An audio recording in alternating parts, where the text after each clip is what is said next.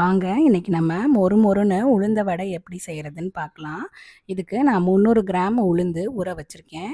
உளுந்து வந்து ஒரு 4 டு 5 மணி நேரம் நல்லா ஊறணும். உளுந்து ஊறிடுச்சான்னு பார்க்குறதுக்கு இந்த மாதிரி ஒரு உளுந்தை எடுத்து இப்படி நகத்தில் கிள்ளி பார்த்தீங்கன்னா அதுவே உடையும்.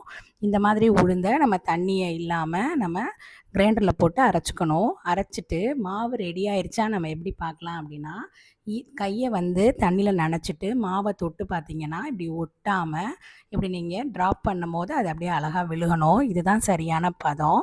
இப்போ இந்த பதத்தில் நம்ம என்ன பண்ண போகிறோன்னா, வெங்காயம், பச்சை மிளகா, கருவேப்பிலை இதை வந்து உளுந்த மாவில் நம்ம இப்போ சேர்க்க போகிறோம்.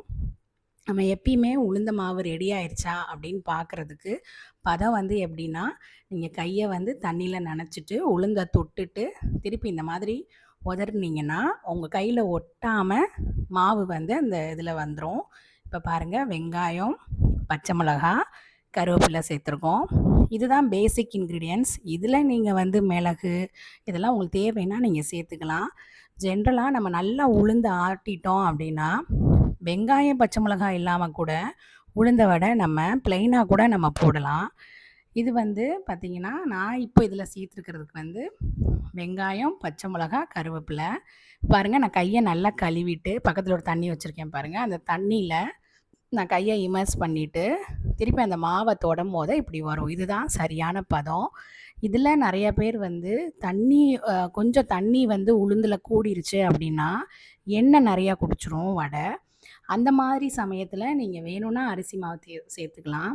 ஆனால் நம்ம ஊற வைக்கும் போதே 4 டு 5 மணி நேரம் ஊற வச்சுட்டு நம்ம கிரைண்டரில் ஆட்டும் போது நமக்கு நல்லா தண்ணியே இழுக்காத அளவுக்கு உளுந்த வடை நல்லா இருக்கும். இப்போ பாருங்கள், தண்ணி இப்போ இது உளுந்த வடை போடுறதுன்றது நிறையா பேர் பெரிய டாஸ்காக பேசுகிறாங்க. அதெல்லாம் ஒன்றுமே இல்லை. நம்ம சரியான பதத்தில் ஆட்டிட்டா மட்டும். இப்போ பாருங்கள், நான் என்ன பண்ணுறேன்னா, இப்போ ஃபஸ்ட்டு இந்த மாதிரி எடுக்கிறேன். கையில் ஒட்டுற மாதிரி இருக்குது. பக்கத்தில் கிண்ணத்தில் நான் கையை நனைச்சிக்கிறேன். திருப்பி உளுந்து எடுத்துகிட்டு இந்த மாதிரி நீங்கள் உருட்டி உருட்டி இது பண்ணிங்கன்னா அது ஒட்டாமல் வரும். அவ்வளோதான். அப்படியே பெருவிரல் வச்சு ஒரு ஓட்டை போட்டுட்டு உள்ளே போட்டால் உளுந்த வடை ரெடி. இது வந்து ரொம்ப ஈஸி. நீங்கள் எந்த சைஸ்லனாலும் பண்ணலாம்.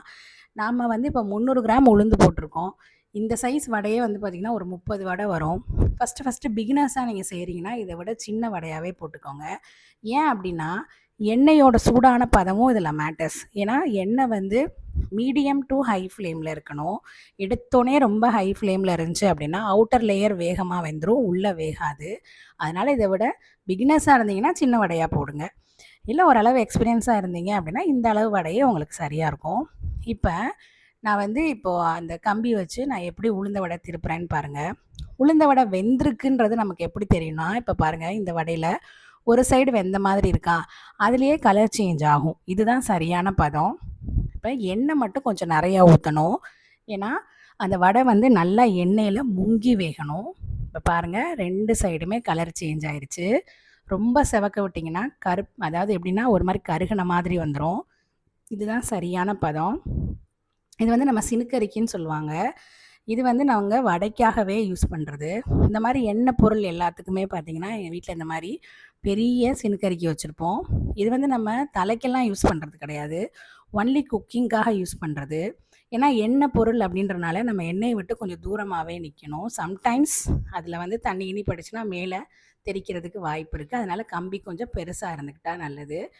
இல்லை நான் கரண்டி தான் வச்சுருக்கேன்னா அதில் கூட பண்ணுங்கள். பாருங்கள், இன்னொரு பேட்ச் நான் உங்களுக்கு போட்டு காமிக்கிறேன். கையை நனைச்சிக்கிறேன். இந்த மாதிரி இப்படி சுற்றி எடுக்கிறேன். வலுவலுன்னு இருக்குது பாருங்கள், தொடும் போதே தெரியுதா உங்களுக்கு? இப்போ ஓட்டை நடுவில் போட்டுக்கிறோம். அவ்வளோதான். எண்ணெயில் இறக்கி விட்டோம்னா அது வாட்டுக்கு வெந்துடும். எண்ணெயில் போடும் போது இதுக்கு ஒன்றும் பெரிய இதெல்லாம் கிடையாது.